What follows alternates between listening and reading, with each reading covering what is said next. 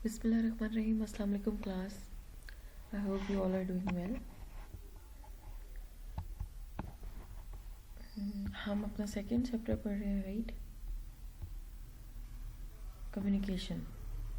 Communication में हम क्या चीज़ें पढ़ रहे हैं? कम्युनिकेशन में हम पढ़ रहे हैं जी एक्सचेंज ऑफ मैसेजेस, जो लोग आपस में कॉमन मीनिंग्स को अचीव करने के लिए करते हैं, उसको कम्युनिकेशन कहते हैं. It is the exchange of messages between the people for the purpose of achieving of common meanings. इसके लिए हमने पढ़ा process of communication. Process of communication क्या होता है? जैसे एक सेंडर है, उसके दिमाग में नॉइज़ प्रोड्यूस हुआ, उसने जी कोई बात कहनी है किसी को, नॉइज़ प्रोड्यूस हुआ और वो ट्रांसलेट होके एनकोड हो गया किस में? मैसेज में. मैसेज फिर वो कहाँ जाएगा? रिसीवर में. रिसीवर ने उसको खोलना है और मैसेज को समझना है कि इसने क्या कहा है मुझे. ट्रांसलेट करेगा उसका ब्रेन, उसको डिकोडिंग कहेंगे. ठीक है. फिर रिसीवर उसको क्या कर रहा है? सेंडर को फीडबैक दे रहा है. अगर उसको बात पसंद आ रही है तो वो पॉजिटिव फीडबैक होगा, नहीं पसंद आ रही तो नेगेटिव फीडबैक होगा. This is process of communication.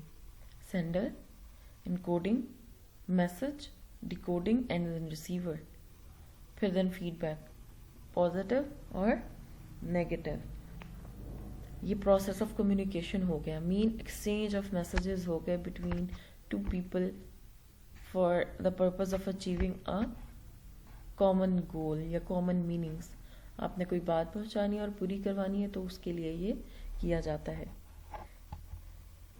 Sender, जो कम्युनिकेटर है, जो कम्युनिकेट करने वाला है, उसको क्या कहते हैं? उसको कहते हैं जी सेंडर. बात पहुंचानी है ना उसने, और वो किस तरह से करेगा? वो वर्बली बोलकर, वो लिख कर, या फिर इशारों के ज़रिए वो मैसेज अपना कन्वे करेगा. That is called as sender. अब सेंडर ने क्या करना है जी? सेंडर ने इनकोडिंग करनी है.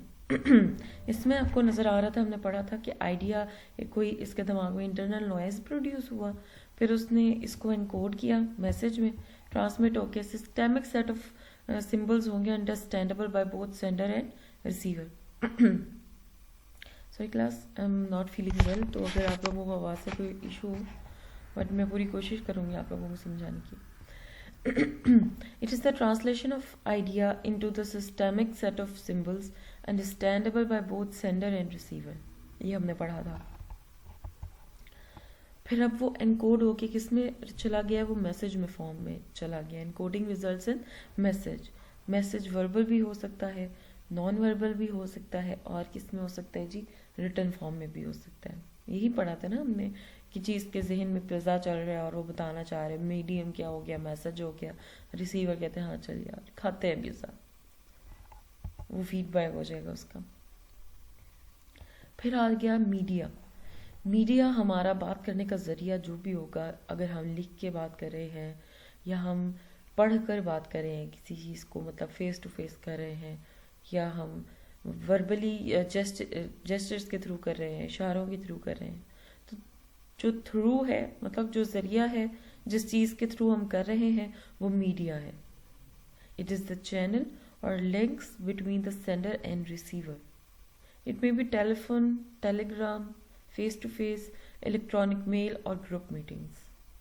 ठीक है, ये मीडिया हो सकता है. फिर हमने पढ़ा था कि कम्युनिकेशन मीडिया क्या होंगे. वर्बल होते हैं और कुछ नॉन वर्बल होते हैं. वर्बल में दो तरह की हमने पढ़े थे, ऑरल और रिटन. ऑरल क्या होते हैं? स्पीक करके, लिसन करके, स्पीकिंग जो बोल रहा है और जो सुन रहा है. रिटन जो लिख रहा है और जो पढ़ रहा है. इस तरह से सेंडर और रिसीवर का काम करेंगे. नॉन वर्बल में हमने पढ़े हैं, आगे फर्दर भी पढ़े हैं. फेशियल एक्सप्रेशंस थे, बॉडी के इशारों से, खामोशी से, मोहब्बत से, और फिजिकल अपीयरेंस से, टच करके. ये सारी चीज़ें क्या होती है? अपनी बात कन्वे करने के तरीके होते हैं किसी को नॉन वर्बली.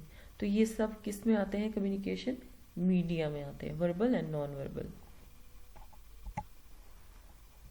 फिर हमने पढ़ा रिसीवर टारगेट है, जिसको आपने पहुंचाना है मैसेज अपना, ठीक है। It is the target in the process of communication which involves perception and decoding. Perception होता है आपके अपने ख्यालात, आप ये देखते हो जी अच्छा ये इसने भेजा है, इसने यही कहा होगा। पहले तो आप उसकी पर्सनैलिटी के अकॉर्डिंग ही परसेप्शन बना लेते हैं कि इसको मेरे से क्या मतलब हो सकता है, या इसने मेरे से क्या बात करनी होगी। फिर आप सोचते हो जी ये भी बात हो सकती है, जो आपकी करंटली कोई बात चल रही है आपस में, कोई ताल्लुक की बेस पे आप सोच सकते हो क्या मैसेज आया होगा, तो आपकी अपनी परसेप्शन पे होता है। फिर आप उसको करते हो डिकोड, उसको खोलते हो मैसेज को, मतलब उसको ट्रांसलेट करते हो कि उसने क्या कहा, समझते हो बात को। Then comes feedback. अब रिसीवर तक पहुंच गई बात, ठीक है।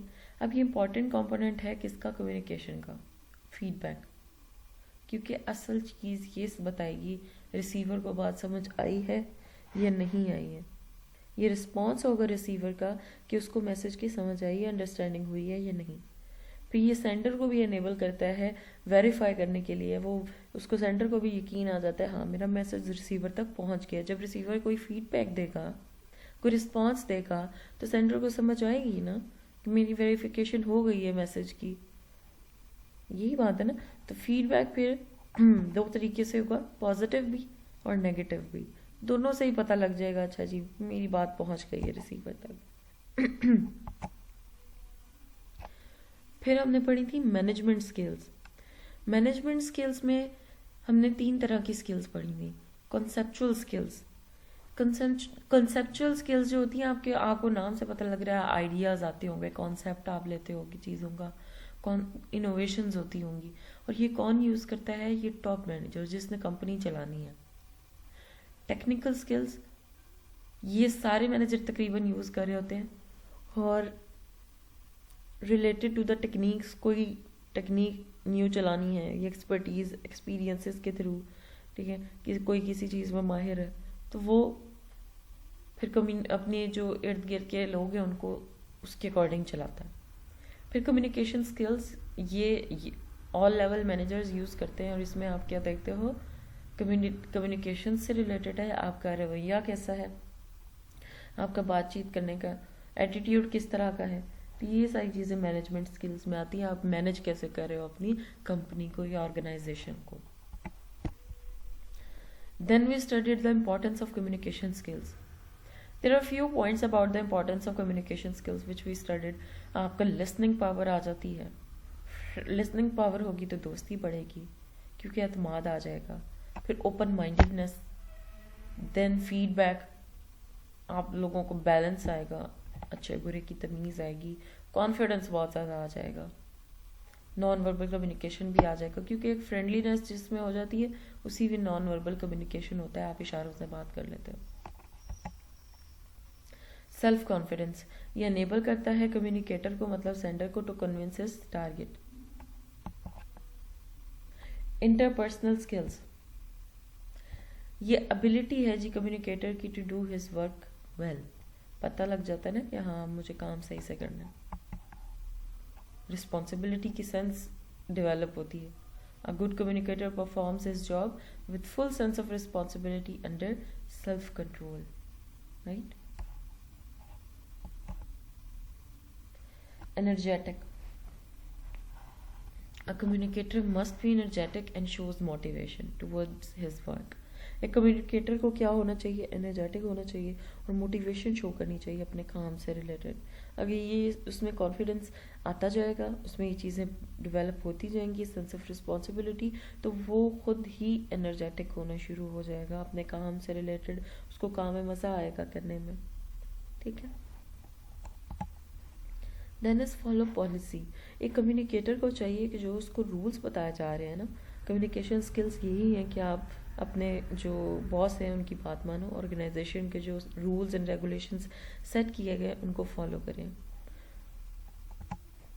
देन इज सिंसियरिटी, उसको सिंसियर होना चाहिए और अपनी ऑर्गेनाइजेशन के साथ बहुत लॉयल होना चाहिए। He must be sincere and loyal with the organisation, मुखलिस होना चाहिए। एटीट्यूड क्या है, प्री डिस्पोजिशन है, ये आप पेशेंट गोई करते हो, अंदाज़ा लगाते हैं बंदा कि एक्ट और not act in a certain way. बंदा किस तरह से बात करेगा या किस तरह से बात नहीं करेगा, लेकिन कम्युनिकेटर को चाहिए अच्छा रवैया रखे। Listening power, it is the skill which must be good not only for the sender but also for the receiver. सिर्फ सेंडर को ही नहीं, रिसीवर को भी चाहिए अच्छे से सुने, लिसनिंग पावर होनी चाहिए। Then is knowledge. Communicator must have the knowledge about his organizational plans, goals, policies, etc.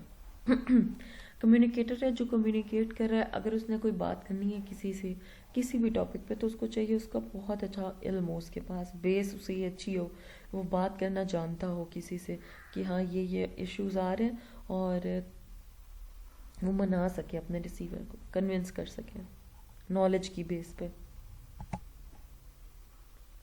यहीं से पता लग गया कि कन्विंसिंग एबिलिटी मींस कम्युनिकेटर के पास इतने अगर नॉलेज और एक्सपीरियंसेस होने चाहिए कि वो कन्विंस कर सके अपने रिसीवर को।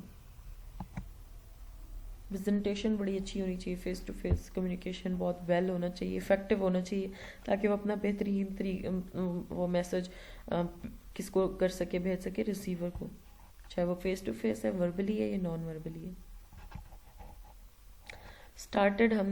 Then we started types of communication, verbal communication, non verbal communication.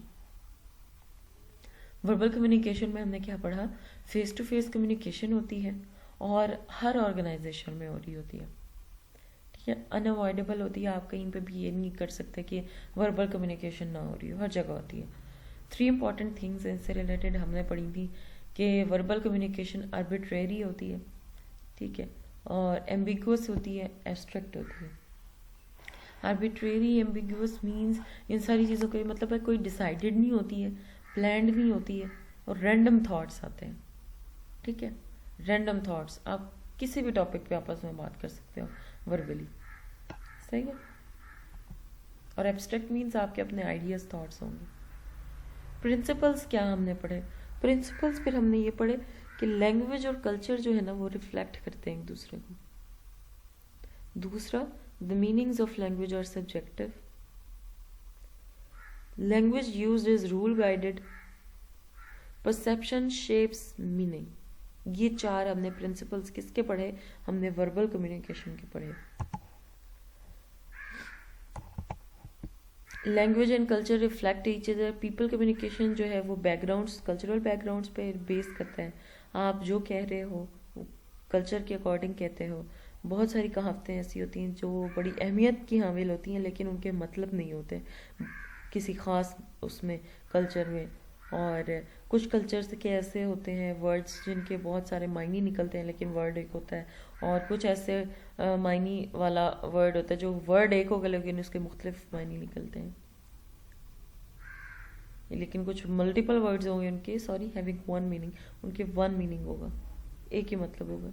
In short हमें ऐसा करना चाहिए जब हम कम्युनिकेट करें तो उसका कल्चरल बैकग्राउंड ज़रूर देख लेना चाहिए कि अगले को ज़ुबान समझ भी आ रही है कि नहीं। फिर लैंग्वेज जो है वो सब्जेक्टिव होते हैं मीनिंग, वर्ड आपका कांस्टेंट नहीं होता, वक्त के साथ साथ तब्दील हो रहा होता है, ठीक है। और as we encounter the communication between 2 persons occurring is very important, हमें पता होना चाहिए आप जिससे कम्युनिकेट कर रहे हो कि उनको मतलब आते हैं कि नहीं। Message from a friend and same message can mean very different things, ठीक। फिर language use is rule guided हमने पढ़ा, 2 मेन टाइप्स होती हैं, रेगुलेटिव रूल और कॉन्स्टिट्यूशन रूल। रेगुलेटिव रूल में हम कहते हैं, स्पेसिफाई करते हैं how, when, where and with when to talk about certain things, हमें किस तरह से कैसे कब बात करनी है, कौन सी बात करनी है, किसी से मिलना कैसे है। कॉन्स्टिट्यूशन रूल में हम इंटरप्रेट करते हैं डिफरेंट टाइप्स ऑफ कम्युनिकेशन को, लाइक पीपल अगर अटेंशन दे रहे हैं तो इट मीन्स आपको इज्जत दे रहे हैं, स्माइल कर रहे हैं तो इट मीन्स बड़ा फ्रेंडली बिहेवियर है, आप पंक्चुअलिटी शो कर रहे हो तो इट मीन्स प्रोफेशनल बंदे हो आप, ठीक। कॉन्स्टिट्यूशन रूल है। परसेप्शन शेप्स मीनिंग, फिर आपकी अपनी इंट्रैक्शन किसी से कैसे है और जब वो ख़त्म हो रहा है तो वो परसेप्ट करेगा, आप सोचोगे अच्छा ये बात थी, ठीक है, many people have experience this situation. फिर हमने पढ़ा नॉन वर्बल कम्युनिकेशन। अभी नॉन वर्बल कम्युनिकेशन रेफर करता है produced by some means other than words, जो लफ्ज़ों के अलावा आप बात करते हो, like eye contact, body language, अब इसके प्रिंसिपल्स कितने हैं? 4 हैं। आप रिप्लेस करते हैं जी ये वर्बल कम्युनिकेशन को, रेगुलेट्स, बाकायदा रखते हैं इंट्रैक्शन, इस्टेब्लिश करते हैं रिलेशनशिप लेवल मीनिंग्स को, और reflect and expresses cultural value, आपकी कल्चरल वैल्यू को भी रिफ्लेक्ट और एक्सप्रेस करते हैं। Eye contact most direct form है नॉन वर्बल कम्युनिकेशन की। लोग जो इसको अवॉइड करते हैं वो ऑपोजिट इंप्रेशन डालते हैं अगले पे। आइज जो है वो रोल अपवर्ड की गई हैं, तो मतलब someone is tired, eyes move downward show that someone wants to sleep। Constantly जो आप शिफ्ट इधर उधर आंखों का देखना वो बताता है आप नर्वस हो। फिर आ जाते हैं फेशियल एक्सप्रेशंस। एवरी टाइम हमारे फेशियल एक्सप्रेशंस जो है वो मूव नेचुरली। जब हम हंसते हैं मीन हम खुश हैं, हम उदास होते हैं तो हमें पता लग जाता है बड़े डिसअपॉइंटेड हैं। अगर हम माइक्रोज अपनी ऊपर की तरफ उठा रहे हैं तो हम जी बड़े हैरान हैं। इस तरह की बहुत सारे फेशियल एक्सप्रेशंस हम देते रहते हैं लाइक दिस। फिर बॉडी जेस्चर्स, जस्ट हम फेस देखते रहते हैं लेकिन अक्सर में हमारी बॉडी लैंग्वेज भी बहुत कुछ बता रही होती है। लाइक पॉइंट करना किसी की तरफ उंगली गुस्से में, ये भी एक बॉडी लैंग्वेज है। रिसीवर को मैसेज है। नील बाइट करना और लेग टॉपिंग करना ये भी बताता है कि बड़ी बेचैनी है। रिसीवर को समझ आ जाती है सेंडर बेचैन है। फिर है जी involuntary signals. It happened with our willing. ये हमारी जो विलिंग होती है उससे होती है विलिंग नहीं होती, ठीक है, सॉरी, ये विलिंगनेस नहीं होगी, आपकी मर्जी के बगैर होती है। इनवॉलेंट्री गलत लिखा हुआ है आपके नोट्स में भी। Involuntary signals, we show some physiological responses, ठीक है। हम जब शर्मिंदा होते तो हम खुद ब खुद ब्लश होना शुरू हो जाते हैं। जब हम उदासी फील करते तो हमारी आंखों में से आंसू आना शुरू हो जाते हैं। तो ये इनवॉलेंट्री सिग्नल्स है जो खुद ब खुद फिजियोलॉजिकल चेंजेस आती है। फिर आते हैं जी फंडामेंटल राइटिंग स्किल्स। जो बेसिक आज का हमारा टॉपिक है वो है राइटिंग स्किल्स जो है वो कौन सी होनी चाहिए, कौन सी होती। The written communication is transmitting of message by putting it in writing. अब रिटन कम्युनिकेशन कैसा होता है? आपका मैसेज ट्रांसमिट आप कर रहे हो किस फॉर्म में? उसको लिख के। मेमोज होंगे, नोट्स होंगे, लेटर्स होंगे, रिपोर्ट्स होंगी। एग्जाम्पल है ये किसकी? रिटन कम्युनिकेशन की। जो भी आप लिख के किसी को भेज रहे हो ये बहुत एसेंशियल है अपने रोज़मर्रा की ज़िंदगी में, ठीक है। कंपोनेंट्स क्या हैं? बहुत बेसिक कंपोनेंट्स हैं और स्किल्स चाहिए होती हैं गुड राइटिंग के लिए। मोस्ट इंपॉर्टेंट क्या होती है आपकी? सबसे पहले तो आपकी ग्रामर अच्छी होनी चाहिए, आपको टेंसेस का पता होना चाहिए, सब्जेक्ट क्या है, ऑब्जेक्ट क्या है, वर्ब क्या है। सिंटैक्स होता है। सिंटैक्स क्या होता है? आपका सेंटेंस स्ट्रक्चर मुकम्मल होना चाहिए, उसमें subject plus verb plus object, पूरा सेंटेंस आपको समझ आ रही हो, ठीक है। जैसे आई राइट आ लेटर, पूरा सेंटेंस है ना, मैं खत लिखता हूँ, इस तरह से सेंटेंस से बात करनी। ये नहीं करनी आई आ लेटर, समझ नहीं आ रही ना। आई राइट मैं लिखता हूँ, क्या लिखता हूँ, ये भी अधूरा। पूरा सेंटेंस होना चाहिए सिंटेक्स में। फिर वोकैबुलरी, आपकी वोकैबुलरी अच्छी होनी चाहिए, आपके वर्ड्स अच्छे होने चाहिए, चाहे वो उर्दू है चाहे इंग्लिश है, कि आपको वर्ड्स आने चाहिए, ठीक है। स्टाइल आपका बड़ा बेहतरीन होना चाहिए, अगले को बात कन्वे करने का तरीका अच्छा होना चाहिए। ये बेसिक कंपोनेंट्स हैं राइटिंग स्किल्स के। अब ग्रामर एंड सिंटेक्स क्या है? ये डील करती है with the order and structure of language. These follows the rules and guidelines for making the sentences that convey ideas most effectively। ये अब सेंटेंस का स्ट्रक्चर होता है और ये जब स्ट्रक्चर पूरा होगा रिसीवर को खुद ब खुद बात समझ आ जाएगी कि क्या कहना चाहा है आपने।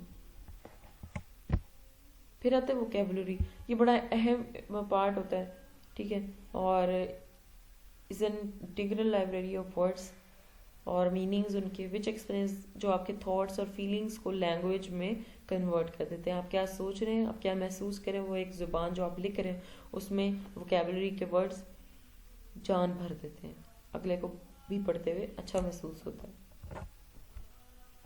Next is style. Style is use to help express individually and communicate the desired ideas and concepts to reader on most meaningful way. ये स्टाइल होगा, आप अक्सर लोग स्ट्रेट फॉरवर्ड लिख देते हैं, अक्सर लोग लिटरेचर स्टाइल में लिखते हैं। एक ऐसा कि आप अपने मीनिंग्स को, थॉट्स को रिलेट कर रहे हो, कोई नेचर से रिलेट करके बात को अपनी और फिर अगले को समझाना चाह रहा होता है, कोई किस तरीके से, कोई किस तरीके से, तो ये स्टाइल है। ठीक, बात को थोड़ा बेहतरीन तरीके से पेश करके, ठीक है, खूबसूरत अंदाज में पेश करके, ये स्टाइल है। अब इसकी इंपॉर्टेंस क्या है? Accuracy, written communication is planned and checked and thus tends to be more accurate. Written communication जी आपका क्योंकि प्लान्ड होता है, वर्बल प्लान्ड नहीं होता था, हमने पढ़ा था, रिटन प्लान्ड होता है, आप सोच समझ के लिखते हो, और चेक्ड होता है, फिर आप उसको रिपीट भी करते हो, अच्छा मैंने ये लिखा है तो कोई गलती तो नहीं है, एक्यूरेट होना चाहिए। दूसरा डॉक्यूमेंटेशन, ये क्या करता है, आपको रिकॉर्ड्स में, आपके रिकॉर्ड्स में होती है ये चीज़, और रेफरेंस के तौर पे चाहिए होती है जब भी आप रिक्वायर करते हो। ठीक है, आपको जब भी ज़रूरत पड़ती है आप एज अ रेफरेंस इसको दिखाते हो, जी नहीं मेरे पास तो पड़ा है, मैंने ये बात की ही नहीं है, या मैंने ये बात की थी, तो documentation. Third, mass contact, carefully prepared message can be directed to a large audience through mass mailings. ठीक है, आप सबको भेज दो, एक बड़ा बेहतरीन तरीके का मैसेज आप प्रिपेयर करो, फिर उसको मेल के थ्रू काफ़ी लोगों को आप भेज सकते हो, मोबाइल्स में होते हैं ना, ईमेल करके भी भेज देते हैं। मीन फॉर यूनिफॉर्मिटी, जो रिटन कम्युनिकेशन है वो यूनिफॉर्मिटी प्रोड्यूस करता है in policy and procedure and can reduce cost in some cases. और कई जगहों पे आपके जो पैसे लगने होते हैं ना खतूत के जरिए और इस तरह, वो भी कम कर देता है, आप मेल के जरिए भेज देते हो और यूनिफॉर्मिटी आ जाती है एक ही तरह का। अक्सर ऑफिसेज में ये यूज़ हुआ था, या जब आप किसी ऑर्गेनाइजेशन में होते हो तो सबको भेज दिए जाते हैं एक ही दफ़ा, तो कॉस्ट भी रिड्यूस हो गई, मैसेज सबको पहुंच गया, यूनिफॉर्मिटी भी आ गई, सब फॉलो करेंगे। ठीक है ना, तो ये इंपॉर्टेंस थी, accuracy, documentation, mass contact and mean for uniformity. आपका लेक्चर भी रिवाइज हो गया और आज का भी हो गया। ठीक, तो ख्याल रखिएगा, अल्लाह हाफिज़।